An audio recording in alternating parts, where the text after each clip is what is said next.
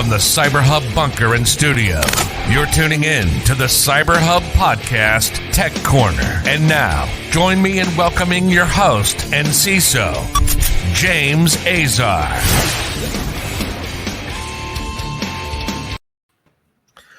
All right, folks. Happy Friday. Welcome to another great episode of Tech Corner. I've got a familiar face joining me today for an unconventional Tech Corner. It's going to be a debate. We're going to argue. Are you ready? Let's do it. All right. James McQuiggan from KnowBe4 is going to be joining me here in just a moment. But before we get started on today's podcast, folks, first of all, please subscribe to our podcast. You can comment below. If you're watching us on YouTube, subscribe. Turn on the notification bell. If you're listening on your favorite podcast listening platform, please make sure to subscribe and give us a 5-star review. That helps push us up in the ratings and gets us to rank higher each and every single week, thanks to you, our valued listeners. Today's show is brought to you by our friends over at KnowBe4, who happen to pay James's paycheck too. So great people. Really enjoy working with those guys, and that obviously are killing it with the TV show, the hit TV show Inside Man. It's the original 8-minute episodes, right? Like before that became a thing with what's that app called? The Quibi one or whatever it was. Quibi, yeah. Inside Man was before Quibi, just for people to know. And we're lasting after Quibi too, apparently too, right? Yeah, I don't know what happened to Quibi. I saw them for a while, and then I don't see them anymore. I think they got canned, but I don't know. Did they? Yeah, it didn't do too well. Well, 8-minute episodes, that's like small doses, but a lot of people said that also about my podcast. They were like, James, you should really, do 10-minute episodes. And I'm like, I do. And guess what? My hour episodes get more views and more listens than my 10-minute episodes. That's awesome. So people enjoy good content, no matter how long or short it is. Good conversations. Period. Yes, they do. So today's debate on Tech Corner, folks, we James and I, as we were kind of getting ready for this podcast, we said, what do we want to talk about? I had James on in June 5th. You can go back and listen to that podcast. We talked about ransomware. I had James on before he was at KnowBe4 when we talked about when you were at Siemens back at the time. And we talked a lot about kind of security overall. And James is no stranger to security. He's not only at KnowBe4, he also teaches cyber at a university. You're also college, right? Yeah, college. Yeah. Valencia College here in Orlando. Shameless plug. Sorry. No, it's okay. Valencia College at Orlando. Go check him out. Do you guys do online as well? We are online right now because of the unprecedented times of COVID. Yeah. So I've been doing online since a year now. So it's fine. So I wonder how students fall asleep now. Because, in class, they'll just do this. Now they just turn their cameras off. My course, they're not required to have their camera on. So I do a Zoom session and they join in and ask questions. I promote it as a way for them to be able to ask questions and get quick responses rather than through email. So I get, I have about 30 students. I get about 15 of them show up. And it's a good conversation. And I just, they've got homework assignments they've got to do, and then I'm presenting or lecturing on or demoing certain things. So, yeah. This week it's PowerShell and Windows sys internals. So, really wow, that is very technical. Yeah, it's a cyber ops class. It teaches them. It's the introductory to blue teaming. Being an analyst. So, we're kicking. We've done Windows, installing Windows, and doing the setting it up and securing it, lock it down and everything else. And then tonight we're going to a little sys internals, sysadmin type stuff and some PowerShell. So so I'll be teaching them, going through some PowerShell concepts and commands and things you can do with it. So it should be fun. Should be a blast. So you're also a chapter president. Yeah. What do you do for ISC? You're the chapter president for ISC Squared, right? For Central Florida. Central Florida. Yeah. So we do meetings once a month. We've got our next one coming up. But yeah, and that's right now, again, with COVID, we're all doing it remotely, which is a bummer because I like the interaction and seeing everybody. So right now it's all resorted to, cameras. Sometimes they'll put their camera on and we can see them, but a lot of the time the great thing is now I can bring in people from, they don't have to be Central Florida or present physically there. I've had folks come in from Denver, present from Denver, the West Coast, Microsoft. So it's been kind of cool. So that's the one perk, but I really do miss the interaction. Advantage over disadvantage. Advantage, you can bring speakers and it doesn't cost you any money to have them show up from anywhere in the country or world. Yep. Disadvantage, you miss that human element, which is really kind of a big deal. I mean, last week I had on Robert Bienefit, who's the CEO of Atlanta Tech Park. She was the former CIO at BlackBerry and AT&T. We're doing the Cyber FinTech conference together in April here in Georgia, and it's a hybrid event. So we have like 300 people that'll be there in person because it's we're hosting it in a very big venue, 3 different tracks, social distancing, the whole nine. Right. But and we have the hybrid version of the online version. And what's funny is I'm seeing more people buy the actual physical passes from all over the country to show up than people buying the hybrid kind of like online pass. People miss it too. We're creatures of habit. We're socially interactive. Well, most of us, but we want that social interaction. And so if there's a chance to get back, and I've even started thinking about ways to do that with the chapter, but we're still working out logistics and finding a place and everything. But that's great that you're getting people that want to come and be there physically and for that conference. That's cool. I think it's important. I think people want to be around other people. Like you can't deny that, number one. And the other aspect of it is you can only do so much stuff on Zoom. I mean, if you remember early on when COVID broke out, right, it was a little different. Yeah. It was a little different. Like we needed Zoom because the people we live with were just like, whoa, this is too much. Yeah. Right. Now you're over the whole dining room table. Yeah. It's like a whole family sitting around the dining room table. And for 2 weeks, that was charming. Yeah. Right. You're like, look at my kids. Look how good they are at school. And wow, my wife's, she's so smart and she's such a good, she's so good at her work. Wore off pretty quick, did it? Right. It wore off. 2 weeks later, everyone's like, I need to buy a desk. I need my own corner. I can't do this. Yep. This is why I have my office here at the house. So I love it. So I come in and close the door and got my little space. And then I come out and I have lunch and I see my wife. It's great. My kids are off at college and university, so they're not in the house. So, it's kind of a nice thing, sort of. I miss them. Don't get me wrong. I miss my kids. But, your kids watching this like, Dad. Oh my Dad. God. Yeah. Oh my God. I know they won't be. Well, maybe they will watch it. But it's just empty nesters with a few cats. So I can't complain. I love it. All right. So folks, we're going to get into our debate today. It's awareness versus culture versus technology. So there are people who will debate this and someone who will say you need all three. And we agree that we need all three. But I think the purpose of our debate is one, to argue what comes first. Right? Like what's more important, awareness, culture, or technology? Number one. I think that's the big question. Number two of those questions is, can one work without the other two?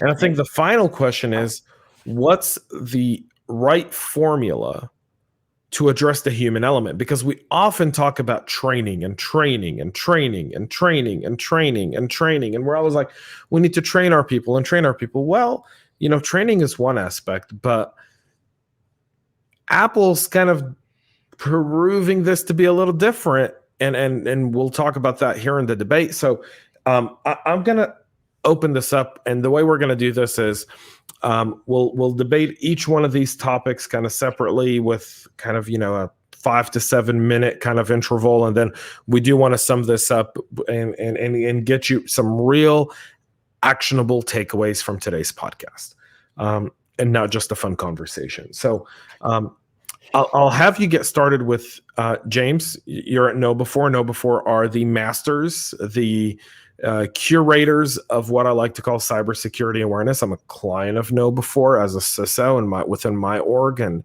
I love the KnowBe4 suite of products. And I'm not just saying that because they're sponsors of the show. I would say that even if they weren't. But give us your opening statement around awareness. Awareness, I've you think back to when you're little kids.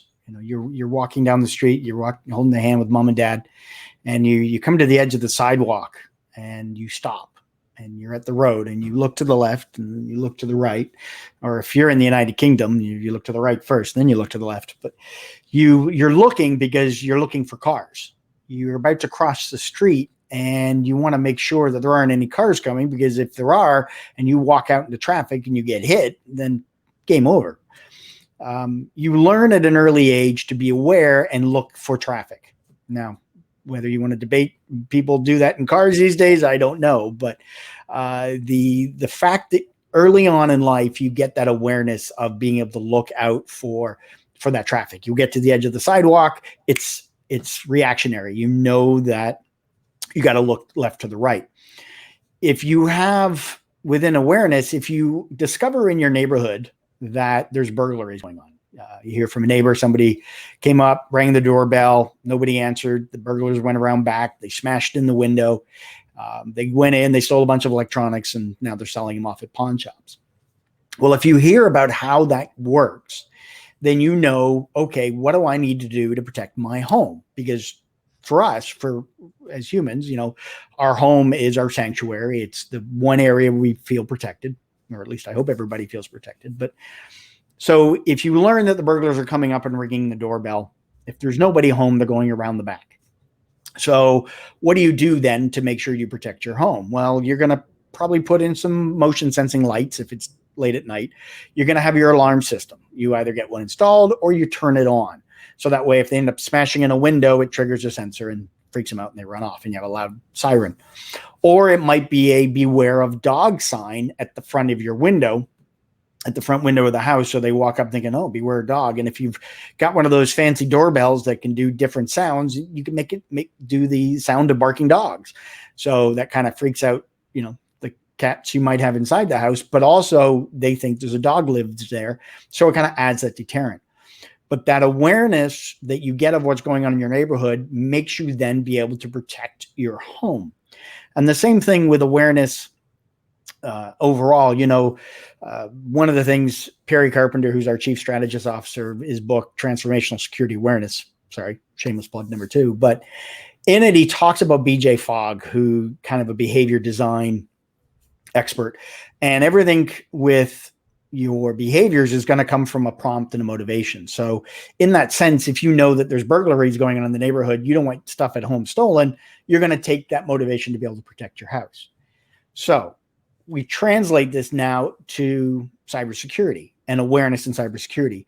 A lot of people have a tendency to go, oh, well, that's what IT's for. They've got technology. We're going to talk about that. But they've got the technology. They should be able to protect us. I'm not worried about the emails.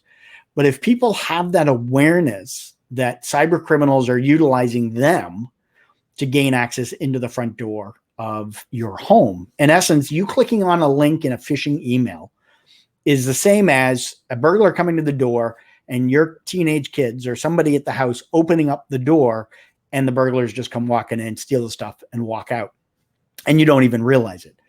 And with that, having that awareness, if people are aware that they need to be vigilant because they know that the bad guys are sending emails to gain access, a lot of people will be like, I don't have time to take the training or to learn about this. But it's important, because do you want to have your home broken into? Think of your organization, your company as your home as well, because you want to make sure you're going to do everything to protect your home. Otherwise, you're just going to let the bad guys in. They're going to steal all your stuff.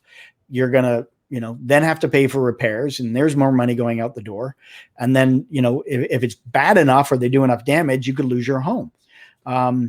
Same thing with awareness. And it sounds almost like hyperbole or a little too far extreme, but there's been plenty of organizations out there that have been hit with phishing attacks whether people have been trained or not, but they've been hit with that phishing attack. They're not taking that awareness that they've learned, or if they've learned it, and applying it, to emails or within the organization, applying it and having that security mindset for the rest of the organization. So when it comes to awareness is key, because if you're not aware of your surroundings, you're not aware of what's going on, then you're going to end up falling susceptible to any type of different attack, whether it's a physical burglary or it's going to be, a phishing attack and bad guys breaking in to your organization.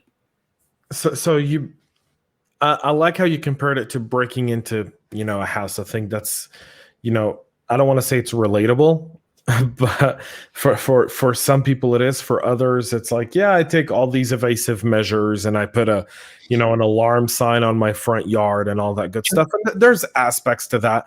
And I think, when you look at burglars and they break into places, some of them will say, an alarm sign isn't necessarily a deterrent. Some people just put an alarm sign for the sake of putting an alarm sign, because that within itself is a deterrent. If you remember, like back in the early days of the online world, the SSL certificate on the bottom of the page was kind of like an indication of a website security, right?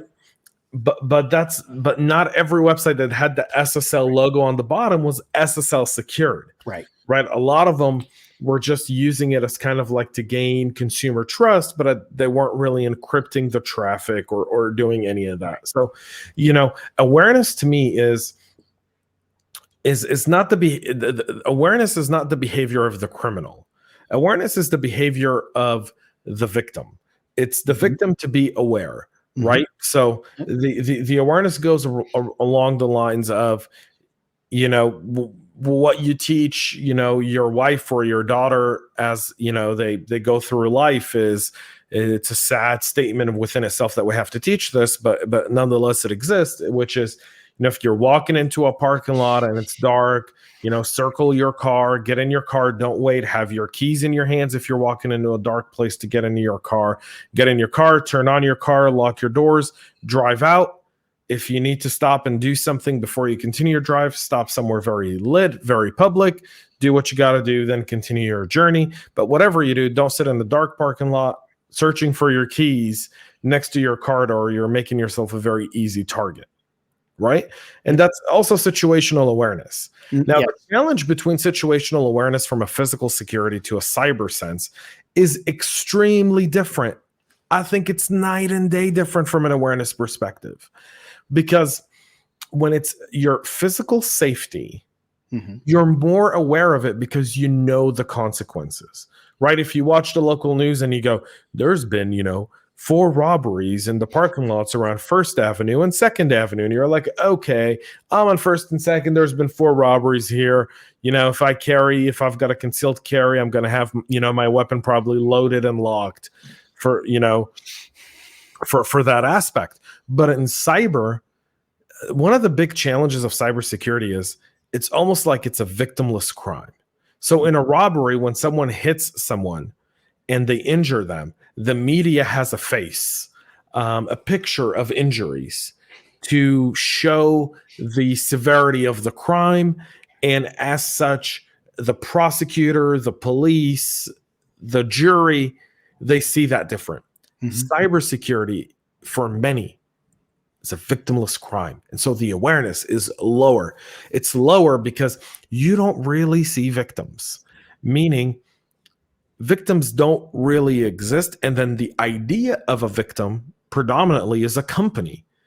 And while in America, corporations are people don't view corporations as people. They view corporations as either something that is a lifestyle or a supplier of a service or a good at this point in period in time in your life. And if something happens to them, you're like, okay, I won't shop at Target for the next, 3 months to teach them a lesson. But then I need something, and Target's the only store, and I don't want to have to drive out of my way. So I'm just going to go to Target because it's the convenience aspect of it, right? Yep. And so, no offense to Target, the Target breach is long come and gone. But I'm just using that as an example, right?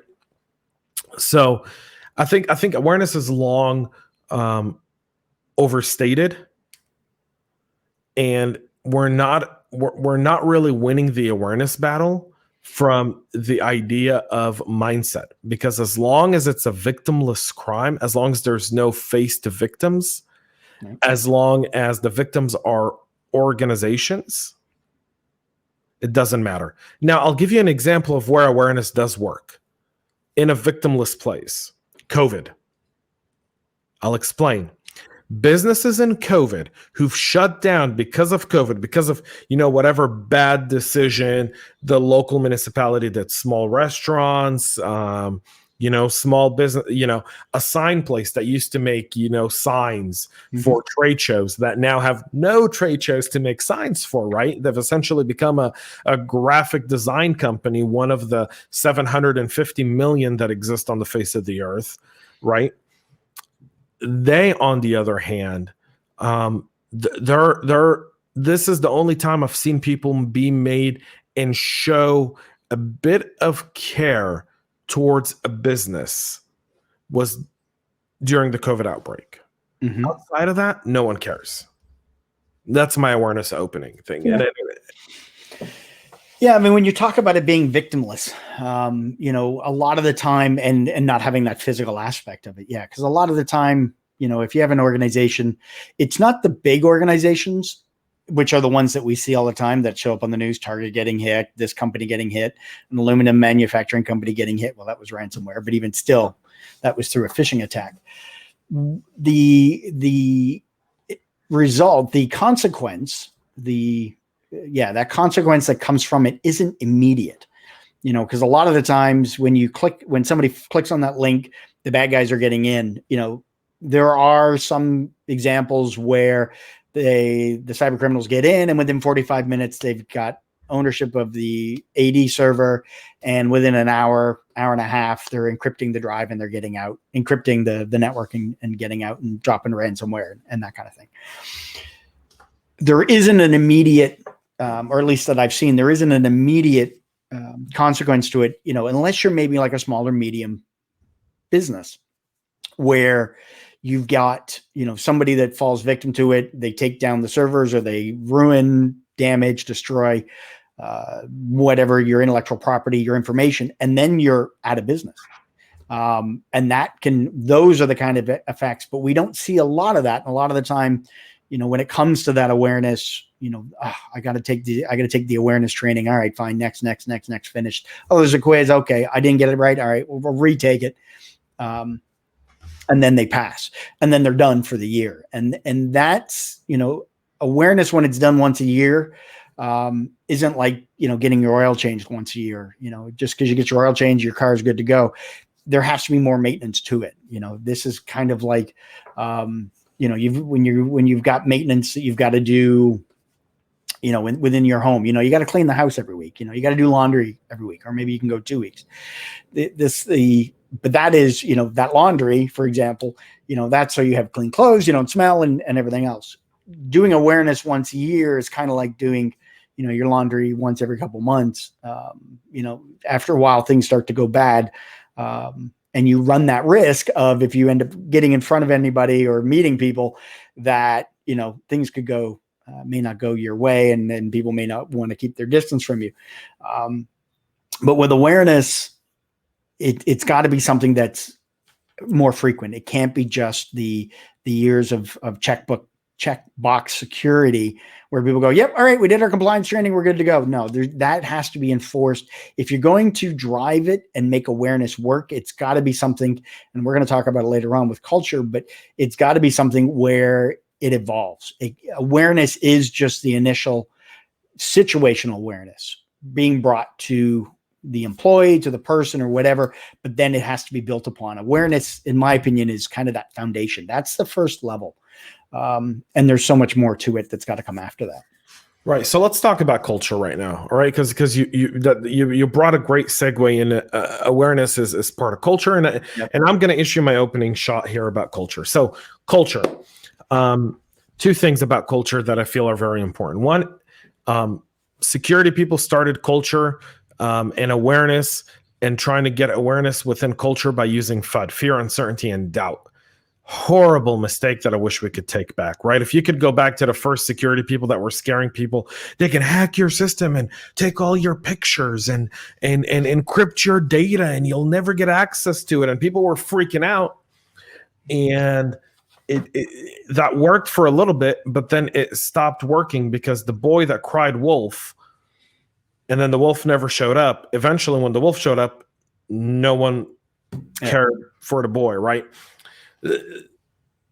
Security awareness and security culture, security awareness within a culture of an organization is critical in the way of identifying that you're never going to reach 100%. It's like herd immunity in COVID, right?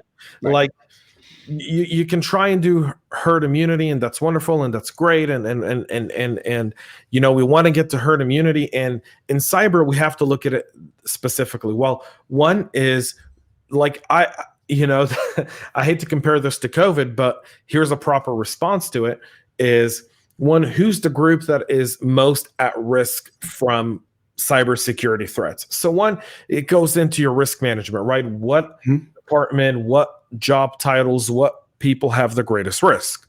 Start with them. Now they have to get their own culture of security, meaning, I think they do a different set of trainings. They get different responsibilities. You're more part of what they do than they are part of what you do, because you're trying to match their work. You're not trying to change their work, as an example, right? And it kind of goes down from there. Like, how do you start to develop a culture of security within an organization? Yeah. And it's a lot of times it's the one approach for all that's very, very negative. And I think we saw that with COVID, right? Like, shut everything down. You're like, really? Yeah. Really? Like, should we? Maybe we should leave the most vulnerable people at home and let the young go out and get infected, and they'll get over it, and that'll bring out herd immunity, and it doesn't impact the economy as much. And mask up, social distance. I'm not saying all that good stuff, but the same applies within culture of security. It can't be just a one solution for all. Exactly. And you touched upon it, and this is what I talk to the students about at the college is, when I introduce information security and cybersecurity, any kind of security is all about risk management and reducing that risk. And I always use the home example because it works with them. But when you're looking at the culture, I always think back, for me, I spent 18 years working at Siemens, and it was fantastic. But one of the things that I did a lot was went to a lot of power plants, wind farms, power plants. And every power plant that I visited that was owned by one of our customers, I always had to go through a training when I got there. Eventually it led to cyber training, but originally when I got there, it was a safety training, and everybody had to go through it. And whether it was verbally given, or it was a CBT, a computer-based training, or it was reading and then signing something at the end saying that I'd read it and understood it. But what they were doing there is enforcing or making me aware of the health and safety culture that was in that power plant. Because at a power plant, the one thing that shuts them down the fastest is if somebody gets hurt or somebody dies. And we never want that in any industry, but at power plants, it's a lot more. You're climbing up high ladders. There's a lot of openness. It's easy to get hurt. It's easy where you could get yourself hurt because you got to wear hard hats and safety glasses, and you got to sometimes wear earplugs. So that culture, you go into that environment and you've got to have that health and safety mindset. Now, I went in, and I'm the furthest thing from a health and safety kind of person, but in the sense of working in the power plants, but going to those power plants, you get exposed to that. And that culture, now it's that mindset. Okay, if I'm walking towards, I'm walking in one of the buildings or whatever, and there's a ladder, I'm going to make sure I walk around the ladder. I'm not going to walk under the ladder. I'm just picking an easy example. But if I see there's water spilt on the floor, part of that culture is to report it, is to say, hey, look, there's water spilled here on the floor. It may not be, I won't have to be the one that cleans it up. But if I saw something, I had to say something. And kind of the same thing is what we want in cybersecurity as well, or security. If we see something, we should say something and not be afraid to. We see somebody tailgating. There's a phishing email that's coming into the organization. Hey, you either have that electronically alerted, and that's part of that culture as well, where you provide the tools for those people so that they can say something if a phishing email comes in and they're not quite sure after getting that awareness. Because it's one thing just to kind of give them that awareness, but they have to be able to have an outlet to express it. And that's, either getting with your InfoSec team or your IT team, they see something, they've got to be able to say something. And that's kind of where that culture comes in, along with, the norms. What is the unwritten rules that you have in your organization? You've got the policy, no tailgating with the badges. And if you see somebody doing it, you kind of go, hey, you're not supposed to let them in. They got to have a badge. Oh, okay. All right. Yeah, I forgot. And they walk back to security. Having the norms, having those responsibilities, and driving that with the awareness within your organization, so that people then feel that, yeah, this is part of my company. Yes, I know I work here and I'm employed by it, but I want to do what it is necessary to make sure I take care of this company. I don't want to ignore that spill of that water puddle on the floor. And if somebody comes along and falls and cracks their head open on the concrete, or slips and hurts themselves, and now we've got, so many days without injury, that number drops to 0. If we had something within an organization that said number of days without a cyber incident, and people would take pride in that, and knowing that, okay, good, nobody clicked on a phishing link today. Okay, good. We get to 100 days, we get a bonus. You reward people with the carrot rather than hit them with the stick. So, if people know that they've got to work through and make sure that they don't have cyber incidents within their organization. And touch upon real quick, you mentioned about different organizations. So if you think of like a manufacturing plant, you've got your workers that are working on the shop floor. They might touch a computer once a day. They might have email. They're not going to need the same type of security awareness training that you would have your admins or people in accounting department or people in IT or your C-suite folks. They're always on computers. They're always in front of email every day. They are the ones that need that dedicated and strong awareness and training for them, because they've got to have that in their culture.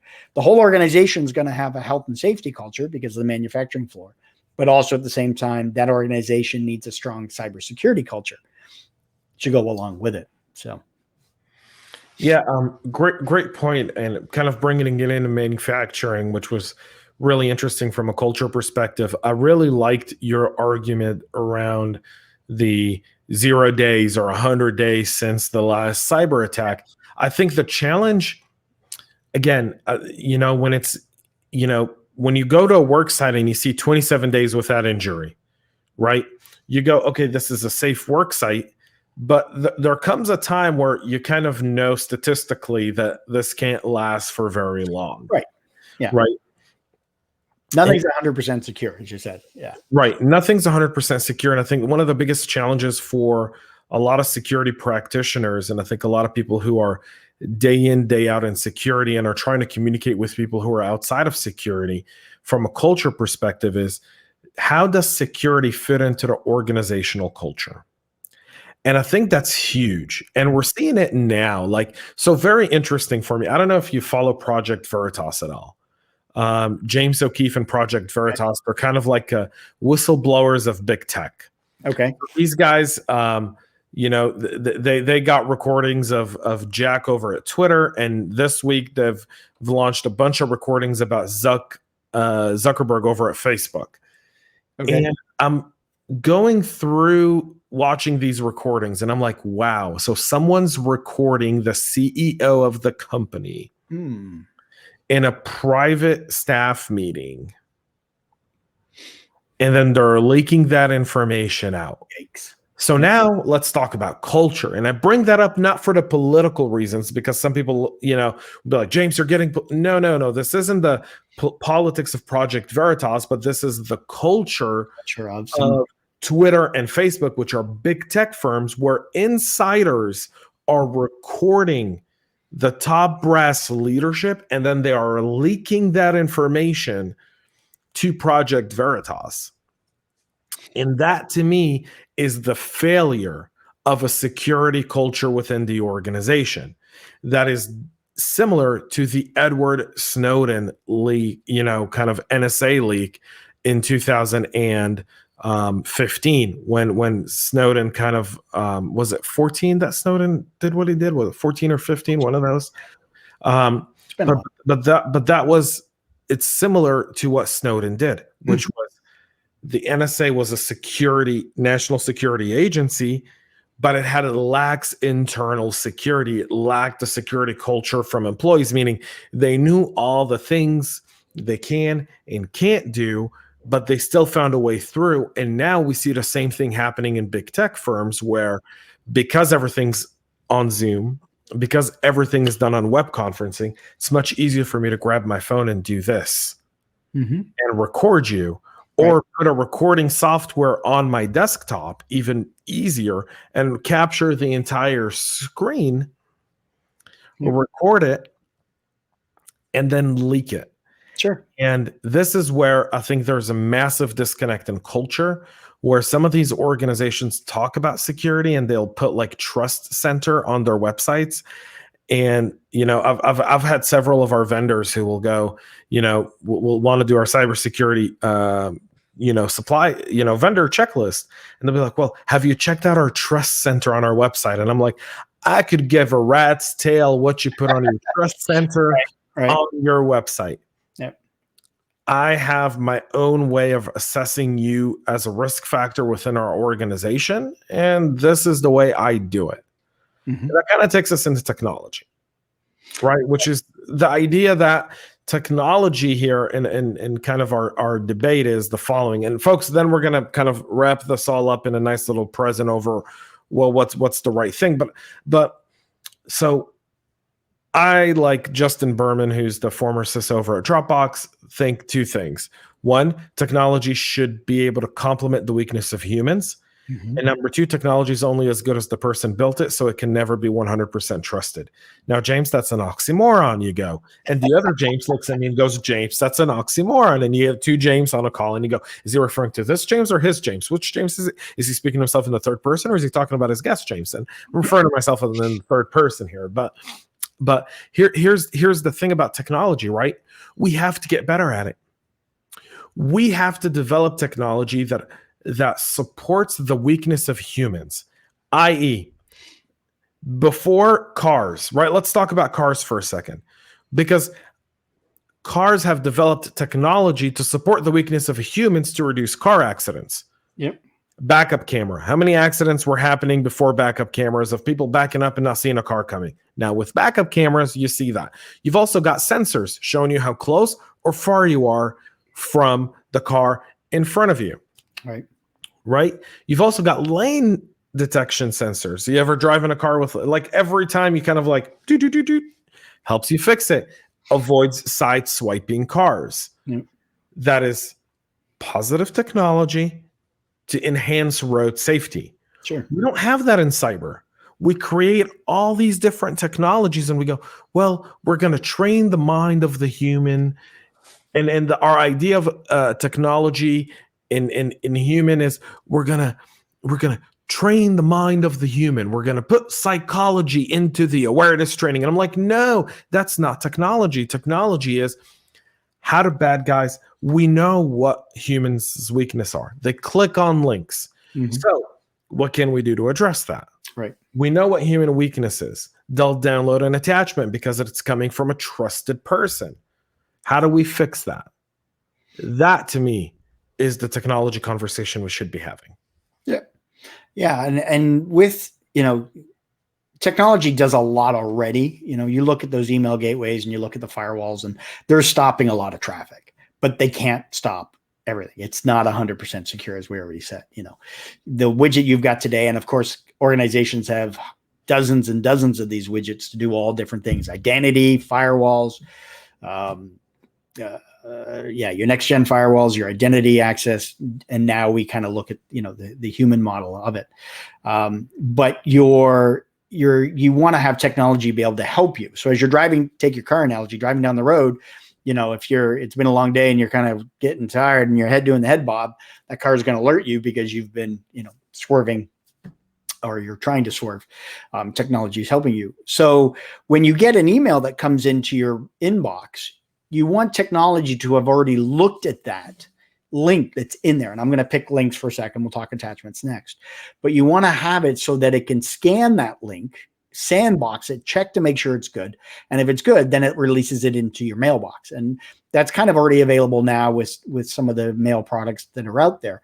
The attachments, I think, is another aspect where, if it comes in, it strips it out, it puts it in a sandbox, it checks it. If it's a Word doc or an Excel, if there's macros, it's able to take that apart and look at that, see where it's pointing to, see how viable it is. If it's a PDF, kind of the same thing. There's got to be, I'm not a programmer. I did my fair share of programming back in college years and years ago, and I knew it wasn't me. I like to talk to people. So there's programmatically technology that there's got to be ways that can strip that out. But I think a lot of the issues is sometimes it comes down to a cost factor. How much am I going to spend on widget X with this upgrade and that upgrade so that I can protect my organization? Because if I got to spend, $1 million to get the latest and strongest networking device, it's going to protect my network. Comparing that to security awareness training, it's peanuts. Security awareness training compared to what you're paying for your networking and your firewalls and all that. It's only the study that was done was it was 3% is spent on the human, whereas it's almost 48% on networking equipment, and that came out of the ID. Oh shoot, I'm forgetting the name. I think it's ID. It's an identity tech firm that did this study and looking at the costs. But you're relying on technology, but then you're not getting that education into the human because you're hoping that technology fixes it, because way too many times people think that human is the weakest link, when in my opinion, it's just your strongest asset. You think of an airplane, every airplane's got a pilot. Yes, it's got autopilot, but if and I saw this movie the other day for the umpteenth time, was the one about Sullenberger, the pilot that put the plane into the Hudson. If they'd left that on autopilot, it would have tried to go back to LaGuardia, or it would have tried to go over to Teterboro. But because Sully was trained and he was very, very good at what he does, but that human element had to take over to be able to land that plane in the Hudson, knowing he couldn't get to either airport. He had to take the next best option. You've got to be able, because he had all that training and was good at what he did. If you can get that awareness and that culture in the people, it then uses the technology and have the tools available to be able to report a phishing email coming in. And then the technology to go, okay, this is a phishing email, and then rip it out of all the other mailboxes so that people can't click on it, or sending out alerts, or, whatever other technology widget you can come up with. But having that technology to be able to support the human has to be there to work hand in hand, not, to be butting heads. You always need a pilot in a plane. You always need a car. You always need a driver in a car. Granted, I know we can argue about automated cars, but even still, you still need the driver in there to do the more complex stuff. And I think the technology is going to stop a lot of those emails at the gateway and strip things out and check them. But the bad guys always have the same technology as we do, because they're able to buy it, and they're trying their tools, their phishing emails to see what gets through. And when it goes through, it's like, okay, well, that's a good one. That one didn't get through, fine, throw it away. And it's those good ones are building up that repertoire.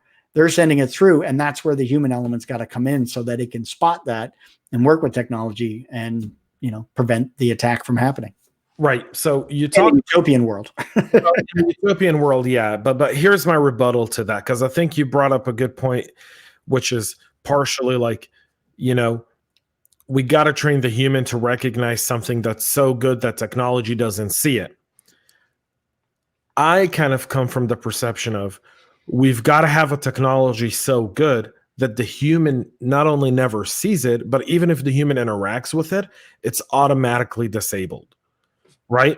So if we go back to the car aspect, you brought up the whole idea of drifting, and being really tired. But think of when do people make the most mistake? It's not when they're tired. It's when they're in a hurry. or they're in a hurry. Yeah. Right. I mean, we all know why, phishing season from October to December is, essentially phishing season for cyber criminals. Like that's when they are looking to get into organizations that failed all year long, because you can do holiday cards, there's so many different things that wouldn't work in January, February, March, April, May, June, July, August, September, but come end of October, but definitely come November, December would definitely work, right? Would. And so when you understand that that's how they come at it, it's when people are in a hurry, when they're overly stressed, that's when they make mistakes. But that's when the car technology really is at its best, by the way. It's not when you're on cruise control and you're tired and go, doo-doo, and you're like, okay.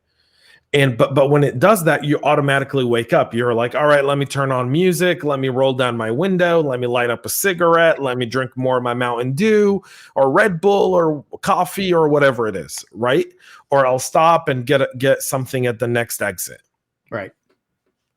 But when you're in a hurry, you do none of those things. Right. Yep. When you're in a hurry, the auto correction is, almost right.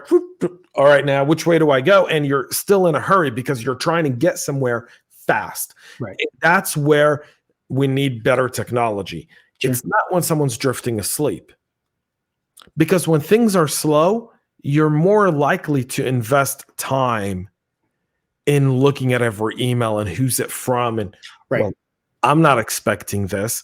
It's when you're in a hurry. Right. You're dealing with a mailbox that gets 5,000 emails a day, and you're trying to go through 5,000 emails a day. Yep. I think that's where you see the greatest challenge. And that's what we definitely need to address over the long term, which is how do we get technology to adopt and adapt to the hurry mindset, which is I've got to get all this stuff done. I've got a to-do list longer than I can, picture. All right, here's an email from, is this an email from my boss, Jeff? All right, hang on.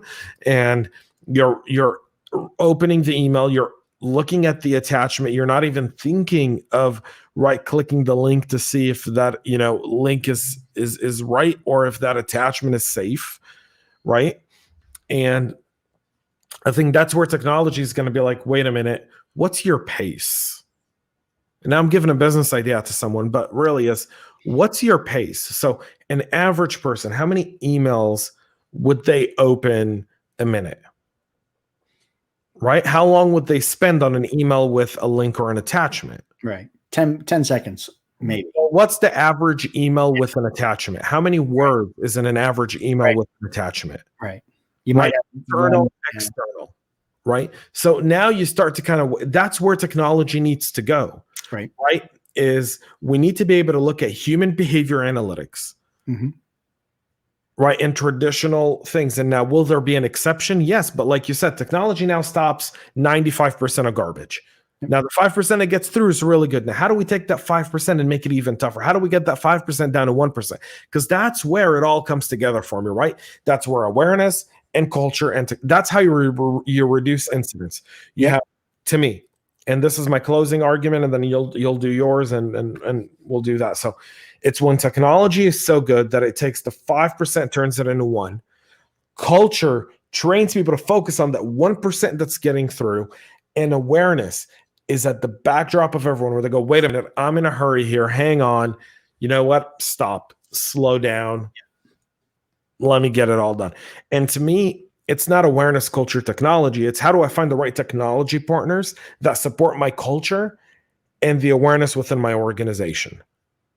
And a lot of times people do this backwards. They want to go awareness training, right? Like every CISO I speak with are going like, we do monthly phishing tests or quarterly phishing tests and trainings and so forth. And I'm like, that's wonderful. I do those as well, but I don't do them for the entire company, and I only do them in very specific ways, and I only use them in a very specific way because that's critical, right? That you don't overwhelm people, that they're constantly going, is this a phishing test? I don't want to have to do that 10-minute training again. Right. I don't want to have to do it. Right. And you create antagonism, which destroys the security culture you're trying to create. So to over-awareness, the whole thing of over-awareness destroys security culture. Security culture is building a champion within every team, creating security town halls, inviting people who are interested in security to join some security presentations that you do internal within your organization, not just at the latest ISC squared chapter meeting, right? But doing internal stuff. Hey guys, we're doing the security team is doing a dark web presentation today from 12 to 1. Anyone can sign up. Right. Do something really cool for within your organization. You're going to identify 5 people in that training that are going to be like, wow, this is super cool. I really like security. Those become your security champions. Badge them up. Yep. Get them to be part, do monthly meetings with those people. Those 5 can become 50. Mm-hmm. Right. And that's how you build your culture. Yes, it is. Yep. And that is a fantastic point, because during my time at Siemens, that's kind of what I ended up re-energizing was our whole champion program. To try because when you have a large organization, when you're an enterprise and you got tens of thousands of people and your security team is about yay big, it's very difficult for that little pea-sized against the beach ball size organization of people to try and affect that and trying to impact that. And so a champions program is a great way to be able to kind of take that culture and push it out to the organization and do those monthly meetings. And that's what I would do. I would hold a monthly meeting. I think I had about 200 plus folks in part of my champion program for North America. That's what I was running. And we would do a monthly meeting. And the great thing with the monthly meeting was there was always plenty of material, because I would talk about, here's the latest hack that's gone on. And this was early days of ransomware when I was doing it, as well as you had Target, I had Home Depot, I had OPM, I had plenty of fodder. And I would talk about the data breach and talk about what the lesson learned out of that is. And then how do we apply that within our organization? They got in through a third-party company. Okay, well, maybe we need to start asking our vendors some more questions regarding their security. Maybe we need to look at our security practices when somebody comes in with regards to remote access. Do we need to allow remote access? And so it kind of expands helped start that conversation. Each time there was a breach, we were able to learn from it. But kind of spinning back to the whole awareness culture technology,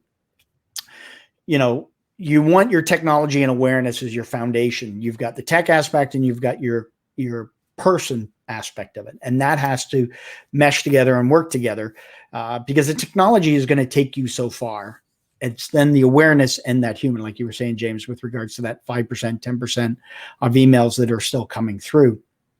And you need to make sure that your technology is going to take care of a lot of things for you, but it's that human element that's going to take it the rest of the way and be able to support it.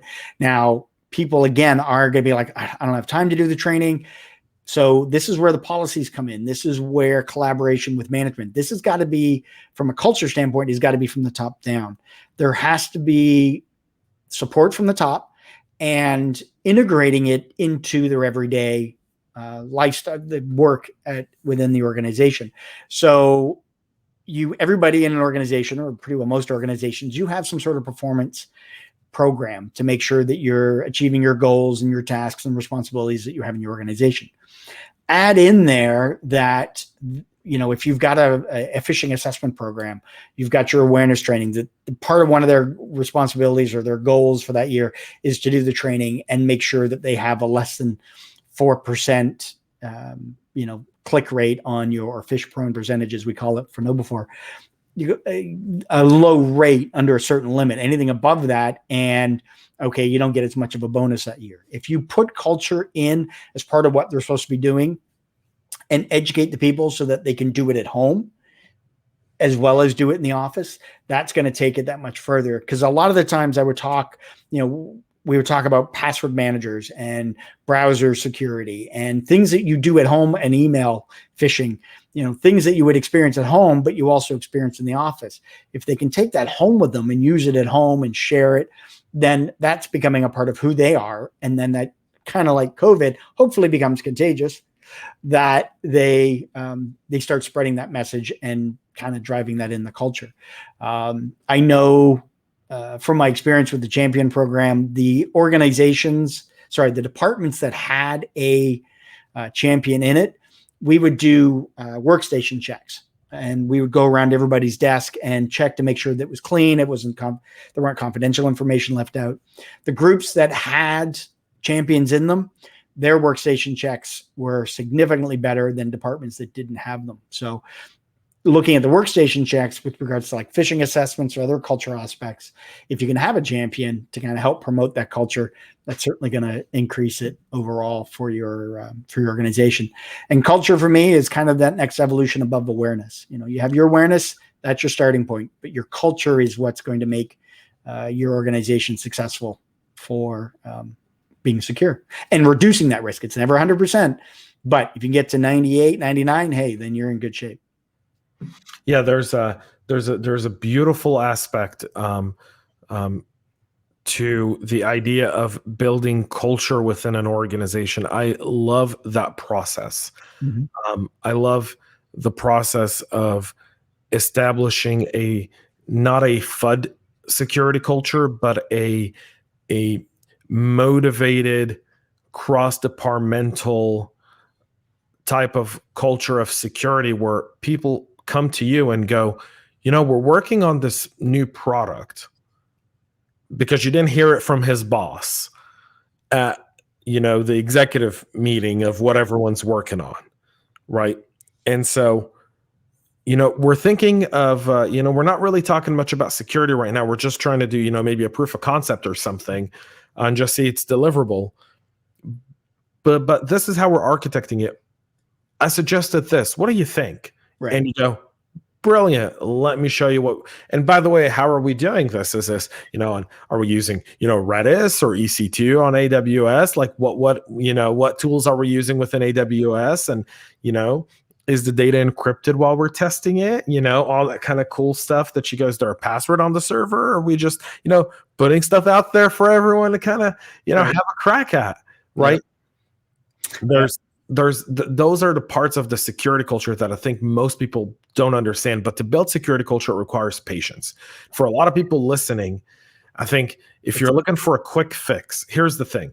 There's an immediate quick fix is, if you've got the money, investing as much as possible in technology Mm-hmm. to keep as much as possible out. Short-term, awareness training works. Mm-hmm. Long-term, culture is a requirement. You've got to invest internally in culture. You've got to build bridges. You've got to talk to your teams. You've got to be able to talk within the organizations. You've got to be able to talk outside of security. You got to be able to talk business and marketing and sales and IT and operations and finance and all these different critical and development and engineering and architecture and cloud and mergers and acquisitions and legal and, different organizations and compliance and all of those different things. Yep. All play into it. And a lot of people go, well, James, compliance is part of security. No.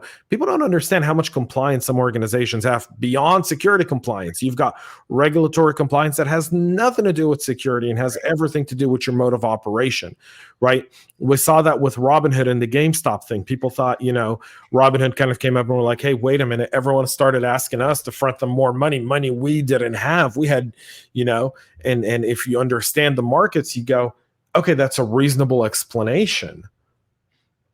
Sure. Right? That's a regulatory required. Yeah. That's a reasonable explanation. That's a Dodd-Frank that's a Dodd-Frank law to avoid a 2008 from happening all over again.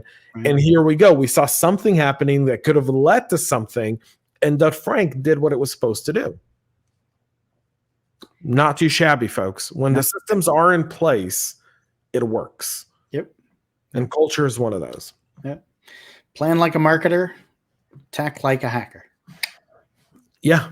Plan like a marketer. And I think more security people should be taking like marketing. Work with your marketing department. Hope they can steal away a few hours for a meeting and come up with ideas. Marketing people are always thinking about campaigns, in different ways to get the message out. And you coordinate with them and how phishing emails might get through, and you do that as part of your phishing assessment or your newsletter or your Inside Man video series that you're going to have. Yeah. By the way, saw the third series sneak peek. Can't wait to everybody else to see it. It's going to be You telling me that last week, man. I'm psyched. I can't wait till it's out. I loved season 1 and 2. It's good. It's if you love season 1 and 2, you're going to love season 3.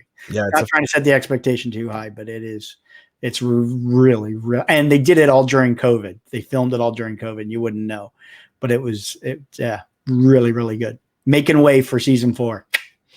brilliant. Perfect. Yep. I want to be in season 4. How do I get a role on the show? Line forms to the left. Me and all the other evangelists were all going, hey, can we be in the next one? Yeah. So I'd love to see the Jarek show on the next one. that would be funny. Yeah, those two guys going at it would be absolutely hilarious. Eric and Javon. They're a right pair. They are very good friends, but 2 very good thought leaders in our industry. Glad they're on our side. Yeah, very good guys. All right, brilliant. Folks, that's it for our Tech Corner this week. James McQuiggan of KnowBe4. Thank you to KnowBe4 for supporting the podcast. If you enjoyed our discussion, folks, you can comment and let us know your thoughts. James and I we do reply. So let us know if you think we're stupid or if you like our ideas or share best practices. I really like when people share best practices. Yep. I think that's the only way we learn. So while you're watching, don't hide behind the screen. Let us know what you think. And so forth. Make sure to subscribe and share the podcast with your friends and loved ones. We'll be back with more Monday. We'll be back with another practitioner brief, 9 a.m. Eastern Standard Time. If you missed our CISO talk this week, please make sure you go back and check it out and our entire summary. Until next time, folks, thanks so much for watching. Thank you for tuning in and have a great weekend. Make sure to subscribe to our podcast and share it with your friends and colleagues. And get all the latest information at cyberhubpodcast.com.